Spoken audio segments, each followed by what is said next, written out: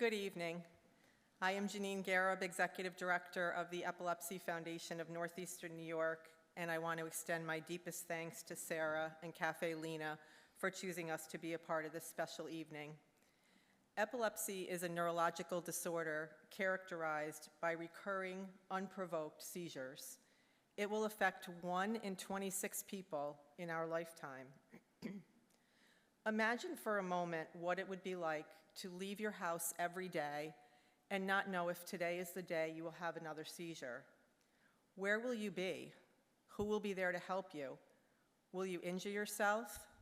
Will you awaken in the emergency room or in an ambulance? For people with epilepsy, they don't imagine this. They live with this fear every day. And 1/3 of all people with epilepsy continue to have seizures despite the best available treatments. That's where our organization comes in. The Epilepsy Foundation of Northeastern New York serves 22 counties, including the Capital Region, the North Country, and the Upper Hudson Valley area. Our mission is to improve the lives of people living with epilepsy through education, advocacy, research, and connection. We provide service coordination, counseling, educational programs, and support groups. And we are so excited to have Teagan Ketchum share her story with all of you here tonight, as her story underscores our vision that no one with epilepsy should travel this journey alone. Thank you.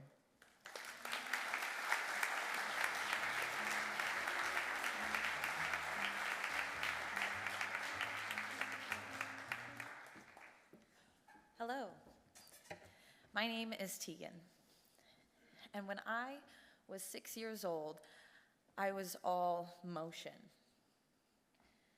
Everything was hockey skates, scraped knees, my parents yelling in the stands, "Go, Tiggy!" I was all energy, all drive, all joy. If you had told me to slow down, I took it as a personal challenge. And then, one day, my body slowed down for me.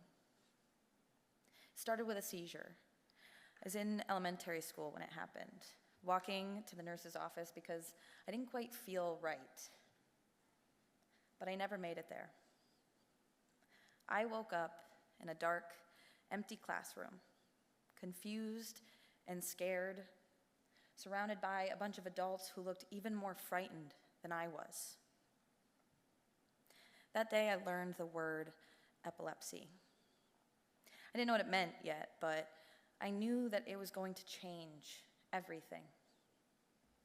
And not even a month later, I learned another word, one I couldn't even pronounce, leg calf perthase disease, a rare hip condition. They told me that my bone was dying. And then came words that hit like a punch. You may never walk again. I was 6, and in less than a month, I went from being a kid who couldn't sit still to one who may never walk again. And I thought at first, okay, I'll just work harder. That's what athletes do, right? They push through. But epilepsy doesn't work that way. And neither does perthase. No, there were rules now. No being alone, no monkey bars, no climbing trees, no high adventures, as my safety plan called them. I hated that phrase, no high adventures. High adventures sounded like exactly what I wanted to be doing. And then the Epilepsy Foundation stepped in. And they gave my teacher this book that she could read to the class that taught kids what seizures were and what to do if they happened. They gave my nurse things to give the teachers during training days, and that might seem like something small, but to me, it was everything. Because now, if something happened, people knew what to do. Because now, I didn't have to hide anymore.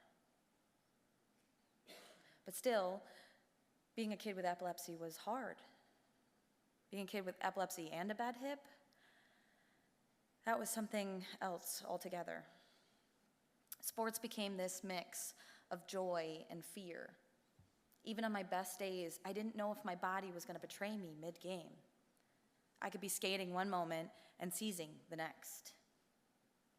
And when that happens in front of your teammates, especially in front of people that you don't even know, but I kept going. And the foundation, they gave us these scholarships, which I obviously used for hockey. The New York Rangers summer camp, my favorite team. And every time I was there and I laced up my skates, I felt like I was proving something. To the doctors, the coaches, the kids that whispered, and honestly, to myself. There had been so many times that I was told, no. No, you can't play. No, it's not safe. No, we can't risk it. And for so long, I believed them. I believed all of those no's. But eventually, no became my motivation.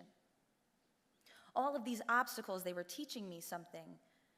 Patience, grit, perspective. I started to learn to measure things in smaller ways, like standing without pain, making it through an entire game, or going a week without a seizure.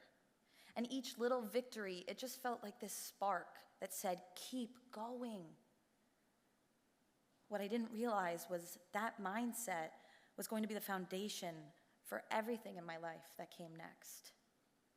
If I couldn't take the easy path, I would make my own. And in high school, that drive only became bigger. I started working with the Epilepsy Foundation, lobbying at the state level, and even going to Washington, D.C. to speak to congressional leaders. I learned how research gets funded and how policy gets made and how one voice could ripple into real change. That telling your story, even when it's hard, is one of the most powerful things that you can do. And those experiences it gave me so much confidence. And not just as a speaker, but as a person. It showed me that advocacy isn't about perfection. It's about persistence. And then came college, the dream that I had been fighting for. Division I hockey, the big time. I had made it. That little girl who was told that she would never walk again was now skating at the highest level. And what I didn't expect was how lonely it would feel. When my seizures started again, not everybody understood this time. My coaches saw missed practices, not medical emergencies. They saw excuses, not epilepsy. And I wish that I had called the foundation then, but I didn't. I kept thinking, you can't let them see you break. So I stayed quiet, and I carried that alone.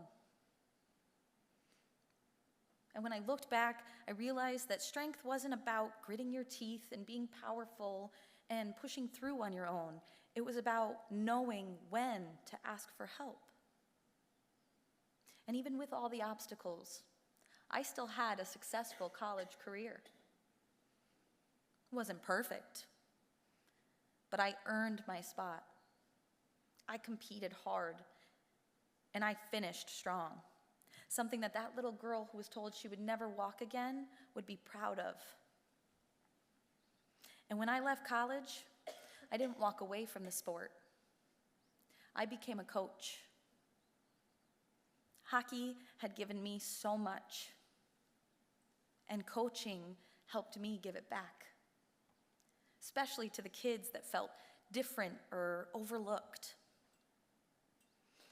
It showed me that leadership isn't about just playing hard. It's about helping others find their strength. And it got me thinking. So I did reach out to the Epilepsy Foundation again, but this time not because I needed help, because I wanted to give it. So I started teaching their self-management courses, helping people like me navigate their diagnosis and find their voice. I started speaking again at conferences and events like Women with Epilepsy. And every time I told my story, I felt a little lighter. Like I was reclaiming this part of myself that I didn't even know that I had lost. Today, I still live with epilepsy and Perthes. Some days are good, some days are hard. But my story isn't about what I've lost. It's about what I've found. I found resilience in the times that I wanted to give up. I found community in the people that said, "Me too." I found power in refusing to accept no as the final answer. Because the truth is, someone can tell you that you will never walk again, and you can still find a way to run. And that's what I want people to know. That being unseen doesn't mean you're invisible. That strength doesn't always look like fighting. Sometimes it's just standing back up again and again, even when it hurts, especially when it hurts. And sometimes I catch myself holding my breath, waiting for the next seizure, the next setback. But then I remember that little girl in the dark classroom. She didn't give up. She kept moving even though she was scared. And maybe that's what being unstoppable truly is. Not that you never fall, but that you never stop finding power and strength. That you never stop finding reasons to stand back up. And that is the story that I carry with me from the rink to the hospital to this stage. And what I've learned is one of the most powerful things that you can do is to keep moving forward. Thank you.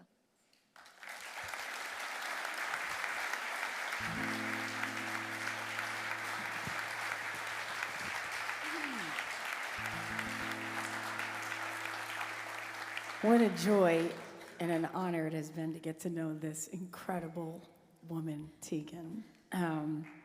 The first time we ever met her and she told us some of her story, I just kept hearing the phrase, "Don't tell me what I can't do." This is a song called Living Proof, Teagan's story.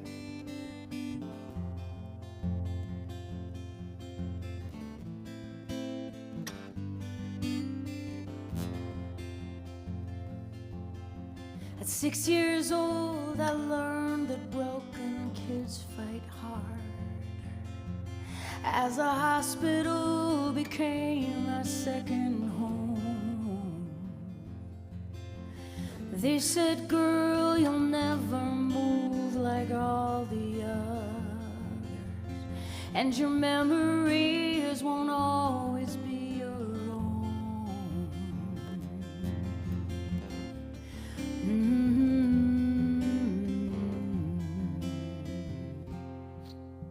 By 14, I started to fight my brain and body,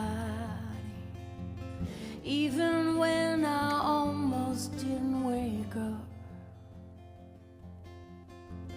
Mama by my side told me to keep on trying, so I learned to believe and not give up. And I said, "Don't tell me what I can't do. Don't tell me what I can't do. 'Cause I am made of more than they gave me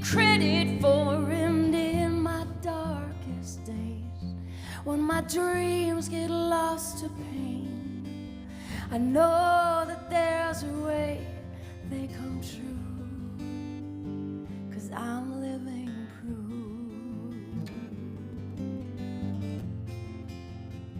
Yeah, I'm living proof.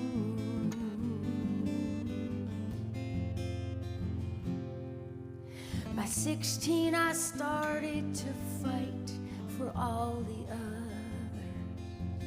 When I learned that there were lots of kids like me. See, I always had a champion as my mother, showing me that's who I'm supposed to be.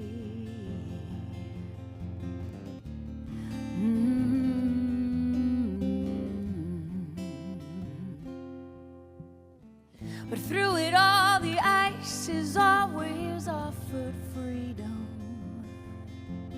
giving me the strength to find my way. And if not me, then who will pass this on to others? That there is always hope for better days. So they'll say, don't tell me what I can't do. Don't tell me what I can't do. 'Cause I am made of more than they gave me credit for. And in my darkest days, when my dreams get lost to pain, I know there's still a way that they come true. 'Cause I'm living proof.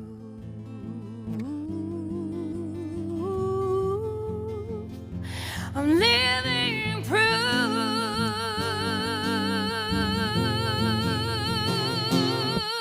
So don't tell me what I can't do, no. Don't tell me, 'cause I'm living proof. Don't tell me what I can't do. Don't tell me, 'cause I'm living proof. Don't tell me what I can't do. Don't tell me, 'cause I'm living proof. Don't tell me what I can't do. Come on. Don't tell me, 'cause I'm living proof. Don't tell me what I can't do.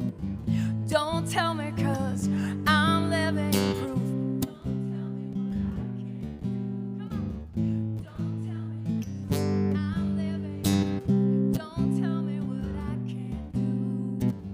Don't tell me 'cause I'm living proof.